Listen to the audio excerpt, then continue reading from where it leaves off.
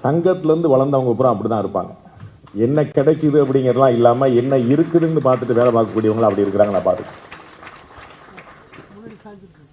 அவர்கள் ஒட்டுமொத்தமாக தியாகம் தான் அவர்களுக்கு சொல்லிக் கொடுக்கப்பட்டதே. அது இதை நான் சொல்லலை, எங்கள் அண்ணன் திருமாவளவன் சொல்லியிருக்கிறார். உண்மையிலேங்க இன்னைக்கு காலையில் ஒரு பொதுக்கூட்டத்தில் கட்சியில் மேடையில் பார்த்தீங்கன்னா மொத்தம் 3000 பேர், ஏதோ ஒரு 300 பேர் நினைக்கிறேன். அந்த நம்ப மாட்டீங்க, அவர் தான் மேடையில் இருக்கிறவங்க பூரா துரத்துறாரு, கீழே இறங்கு கீழே இறங்கு கீழே இறங்குன்னு இறக்கி விட்டது பூரா எங்கள் அண்ணன் திருமாவளவன் தான். அவர் தான் இன்னொரு சந்தர்ப்பத்தை சொல்லியிருக்கிறாரு, இந்த ஆர்எஸ்எஸ் காரங்க என்னைக்காவது மைக்கு முன்னாடி பார்த்துருக்கியா? என்னைக்காவது நான் பேசுறோன்னு பேசி ஆசைப்பட்டு பார்த்துருக்கியா?